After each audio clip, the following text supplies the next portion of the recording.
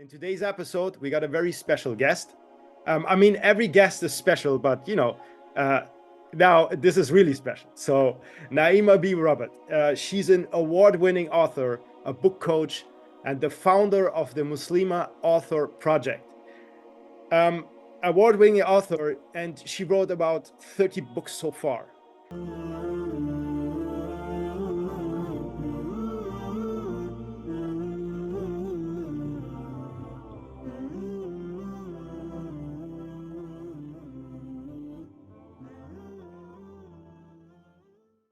Thank you so much. Wa alaikum salam wa rahmatullahi wa barakatuh. It's wonderful to be here. Thank you so much for the invitation. I would say that most of my steps to where I am today were by mistake. They were missteps. I didn't ever intend to be a writer, for example. I thought writers were poor. I didn't want to be poor. So even though I really enjoyed writing when I was a teenager, becoming a writer was never a thing. So what actually happened was, after I became Muslim at the end of university, I got married and I had my first child. And I loved books. I've always loved books. And I used to take my baby to the library. And we used to take out 15 books at a time. We loved the library. And what I noticed was, there were, at the time, we're talking 2000 here, there were really hardly any books about Islam or Muslims. And the ones that were there were actually really dry and uninspiring and sometimes really badly written. And I didn't want that experience for my son. I didn't want him to, experience the so-called mainstream books, which, if you know anything about children's books, you know that it's a very evolved art form, right? And I didn't want him to have all these wonderful, almost transcendent experiences with these so-called mainstream books. And then when it came to reading about Islam, it was like the second best option or the poor man's option. So I really racked my brain and I thought, how can we change this? I don't want this experience for him. So I literally started writing then. And alhamdulillah, I was very blessed to have the support of my husband, and he really pushed me to send my work out to publishers. And I got a publisher very, very quickly who saw the potential in one of my stories, which was called The Swirling Hijaab.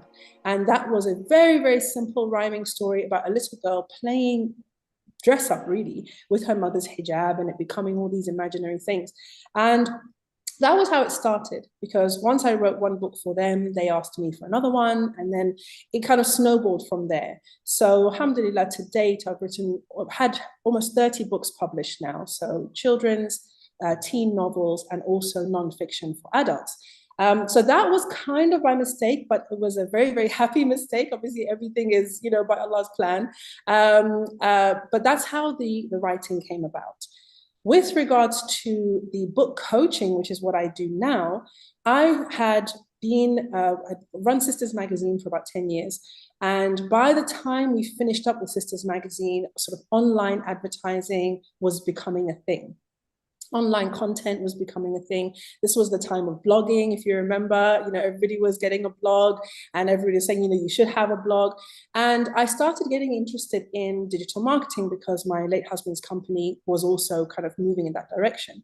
So when I took over the company after he passed, Allah yarhamu, we really wanted to explore this option. So we started learning from some of the kind of gurus out there, doing the conferences and the summits and, taking the courses to learn about email marketing, digital marketing, SEO and all of this. And it was when I came to the UK after I had closed that business that I decided that I was going to not just write my own books, but help other women like me to start writing. And so I did a course, a book, like a launching course, an online launching course. And I decided that I was going to do my first little program.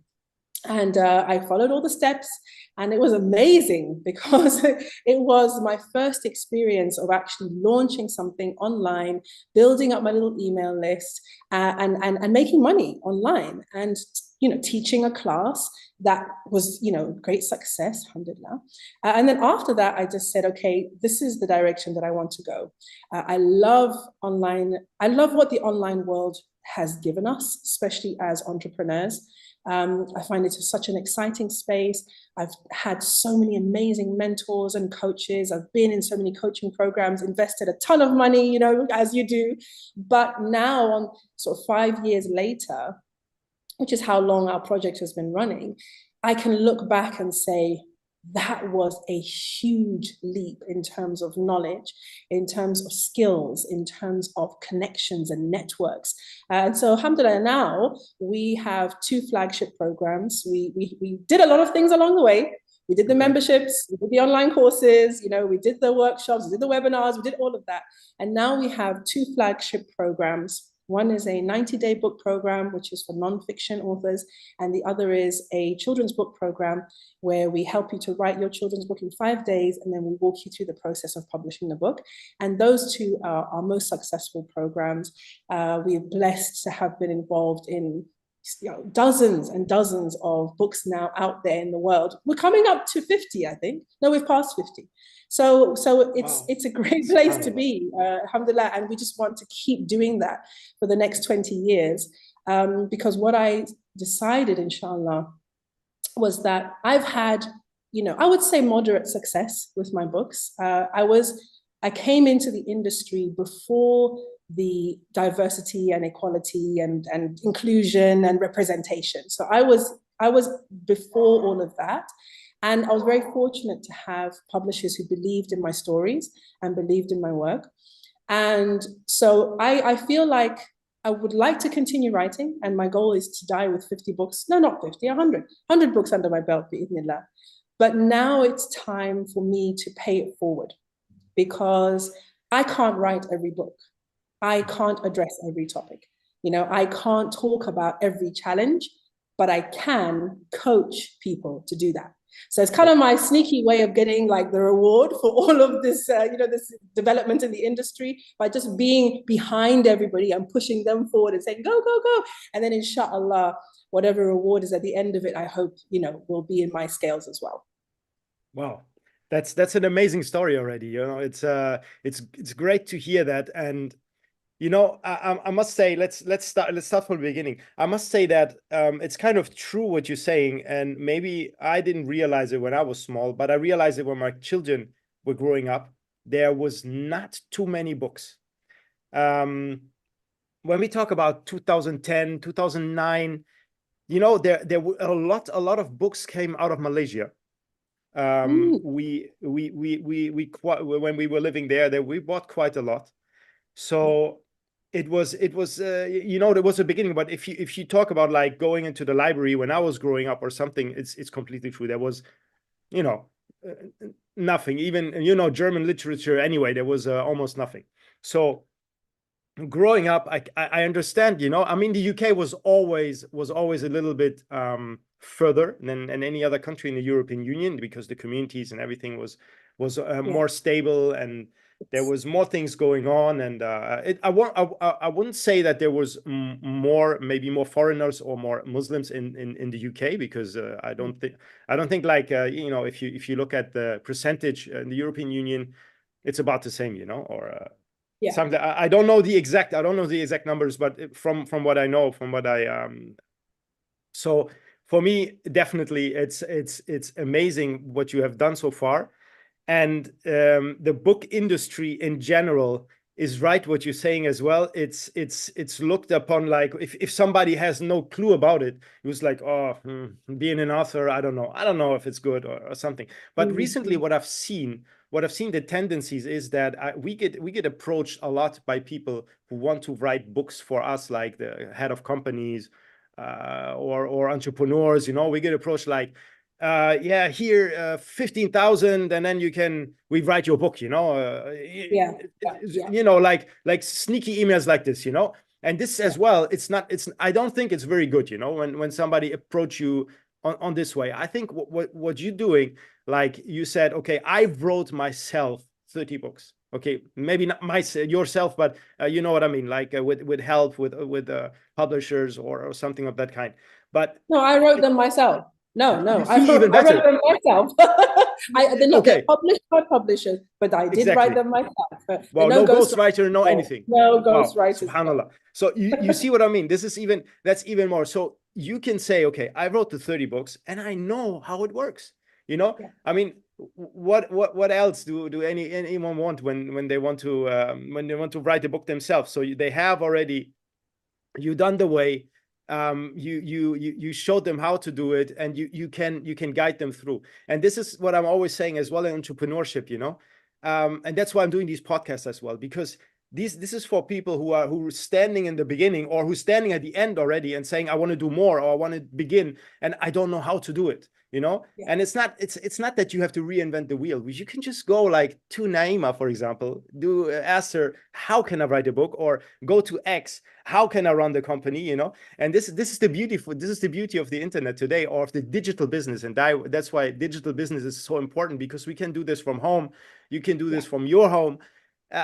You know, we can spread out the message anywhere in the world. Yeah, exactly, you know. And we have resources right now, and we just need to go to these resources. No matter what you want to do, you can do that. And this is the beauty of the thing, you know. And that's why I really appreciate what you are doing, and what you are mostly known for. So maybe we go a little bit before. Maybe you can tell us a little bit about yourself.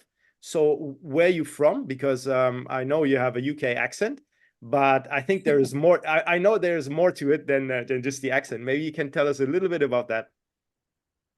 There's always more to it than the accent.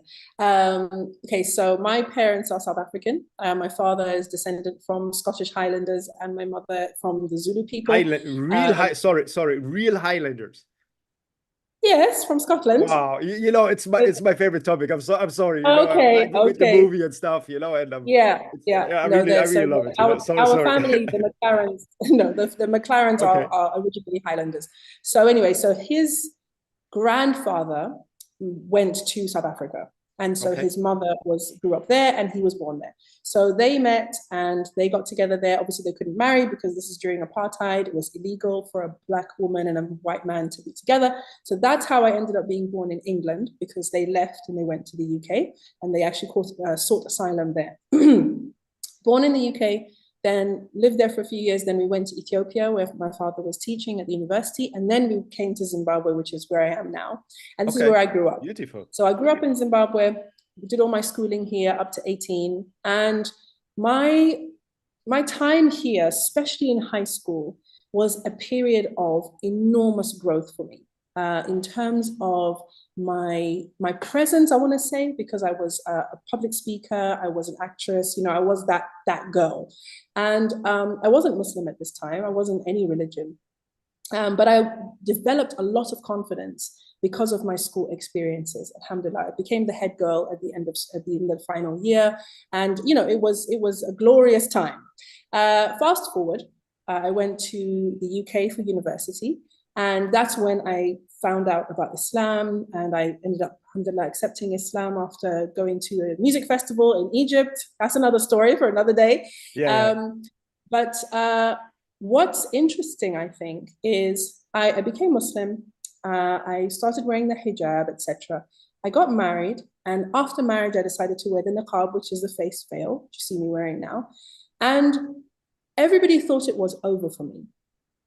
Because the stereotype is, you know, bubbly Western girl becomes Muslim, gets married, and we never see her again.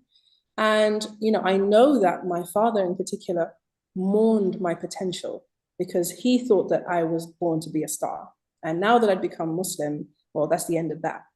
And I think I also believed that for a while. I just thought, you know, I'm not interested in any of that. I've got my husband, I've got my baby, I've got my life, and I'm living that life. And, you know, I don't really care about anything else.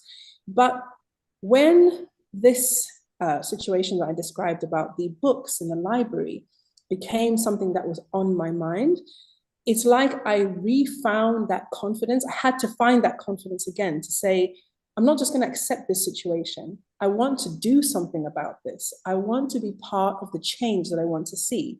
And I want to do it authentically. I want to do it as myself.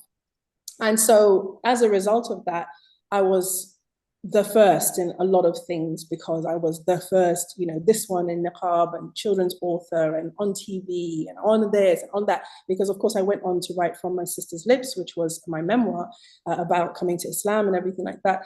But I think the point is this: through all of those coaching programs, I was almost always the only niqabi in the room, okay? The only niqabi doing this, doing that, whatever the case may be, right?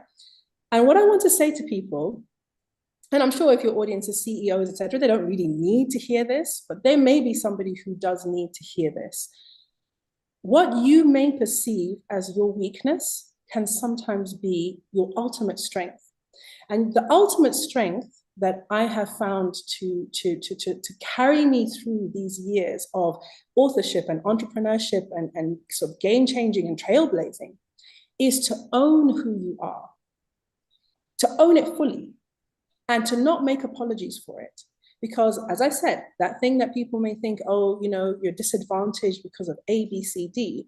If you don't perceive it as a disadvantage, if you own it, and if you embody the best of what that is, you will find that it's actually an advantage. It's actually something that makes you stand out. It's actually something that gives you a unique perspective, a unique voice, a unique way of making an impact. And that's what I tell all my clients. Every one of us has something unique that is valuable to people out there. Now, it could be valuable to 10 people, to 100, 1,000, 1,000,000. We don't know. But for sure, there are people out there who need to hear what you have to say.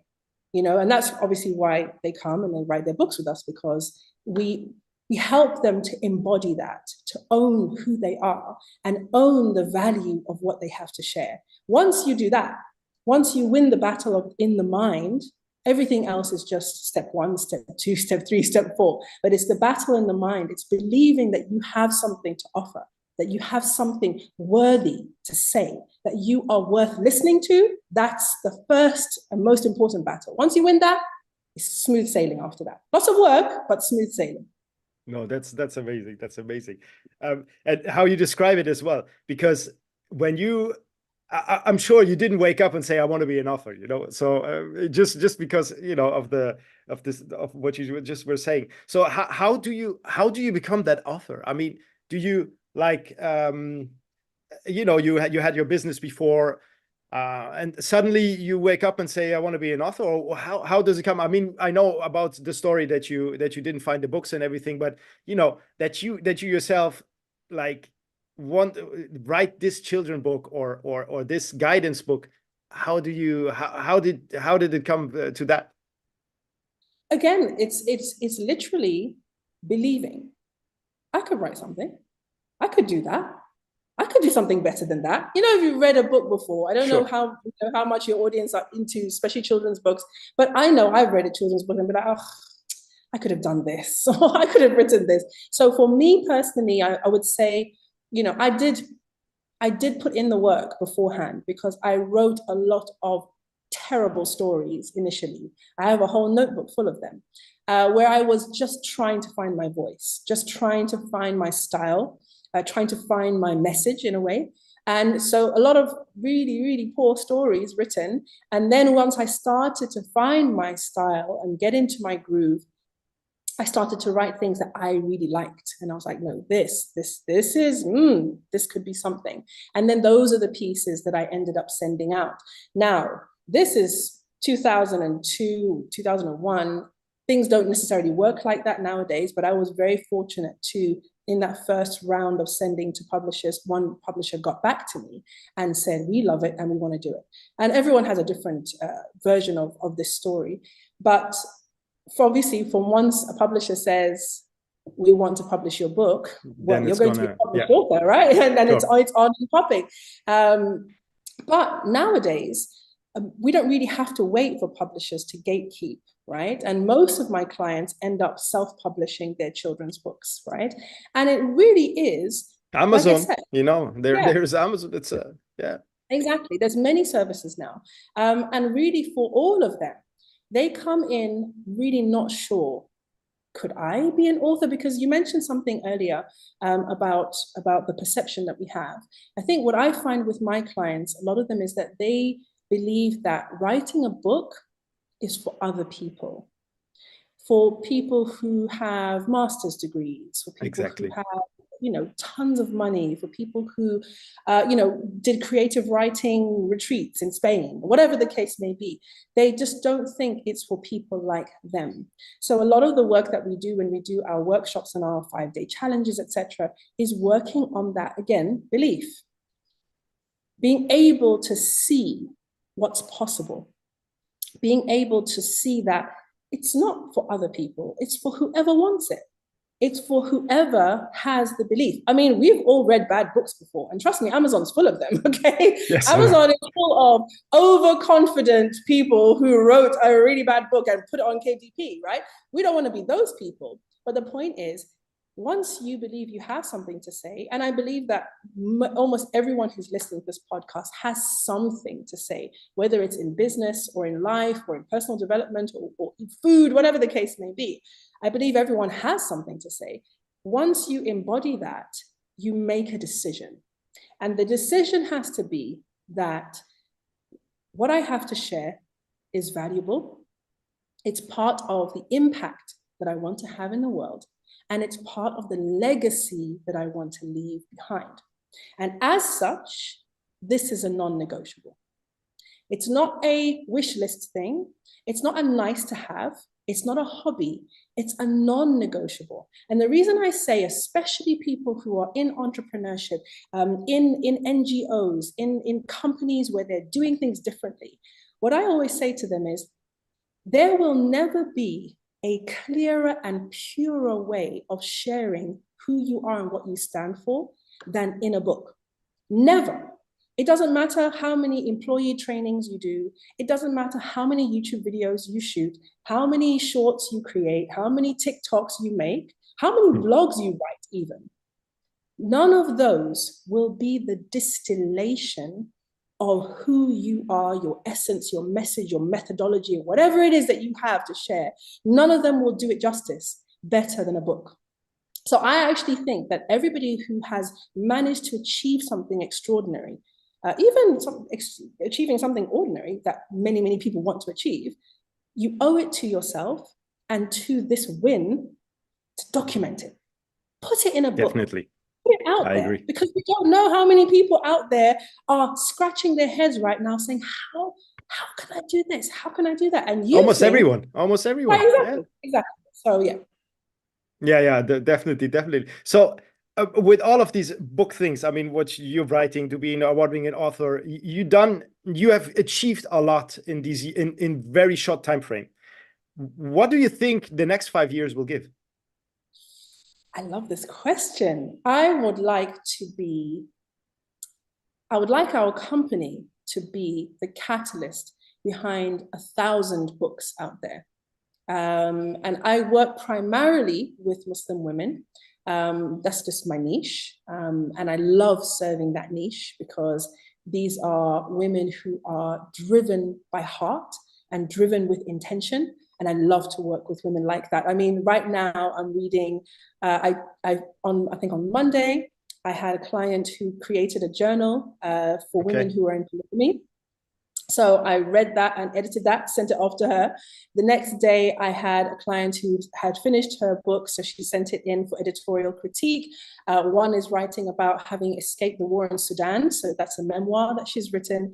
And all of these amazing books are coming through. The other one is talking about how Islam or faith in general can be a catalyst for human growth and potential. So I read that and gave her critique. So you're reading a lot.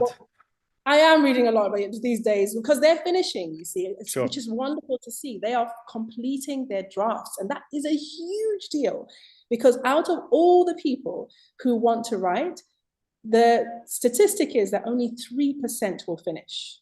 That's huge. So we've got more than 3% of our people coming back and saying, I finished my draft, I want to get your feedback, I'm over the moon. But my point is, of those types of women, over 1,000, and I want us to be behind them, supporting them, giving them what they need, whether it's accountability, information, training, networking opportunities. I would just like to be that behind the scenes guru, behind all of these, authors that you see popping up here, popping up there, winning awards, writing a new series, their book being made into a film, their book, topping the bestseller list. I'd like to be us to be behind the scenes and be able to say, yeah, that's one of ours. That's one of ours. That's one of ours. And inshallah, we just hope that all of that, all those blessings come for us, and that we're able to make a real difference in the industry. I mean, from what I see, you are on the way there. It's how you move things, what is going on, and your company, everything. You are on the right way to go there. I have one last question. Your book, your favorite book, for example. Can you give us a favorite, maybe children book? Of my own, or of any book out there? Out there. Anything out there. I'll tell you which one it is. Most people probably haven't heard of it, but it's called The Silver Swan, and it is by Michael Morpurgo, who is one of my favorite children's authors, and it's illustrated by Christian Birmingham. Okay. And it is just one of the most poignant stories, children's stories, that I've ever read. It is so heartwarming and heart-wrenching, and the illustrations are I can't, it's not gorgeous. Gorgeous is not the word. They're so special. So that is actually my favorite children's book, and I can read that one again and again and again. Okay. Now you can go Google it and see what I'm talking about. Yeah, I will definitely, because I'll be honest, I don't know it. I don't know it. I obviously I know a lot of children's books because my kids, they read a lot, and I'm keep buying for them. And what is more beautiful than buying books? The good books for them so they can read. And if they like to read, you cannot say no to a kid who wants to read. It's not like they want. It's not they want to have their screen time. It's completely different. So yeah, that's why I'm asking you, actually, and as well because you're out there. You read a lot. You've wrote yourself, so your advice from you is very valuable. Thank you so much. Well, I will give you my top 10 if you like, and you can put them in the show notes, because there are so many books out there, but that one is my personal favorite. But there are so many that are just amazing. Okay, great. So Naima, where can anyone who's interested in working with you, maybe, or to have questions, because I know in the audience at least there is 2-3 who already wrote a book, and wonderful. who and there is definitely, I don't know, maybe 60-70% who want to write a book. So just let me know, how can anyone get in contact? Well, I'm on LinkedIn, Naima B. Robert. I'm also on Instagram at Naima B. Robert. Our new website will be launching at the end of this month, which is muslimaauthor.com. And that's got all our client stories and videos and beautiful books that we've published, as well as more information about how we work. But sending me a DM sounds good. Sending me a message on LinkedIn. I'd love to hear from everybody and just hear what they took from the podcast and get to know them and their story. Great. Thank you so much. It was a pleasure talking to you, and really it's great information, and I wish you much success, inshallah, with your company, that you make it to the 100 books and even more. Allahu Alam. Thank you so much, Naima. Thank you very much.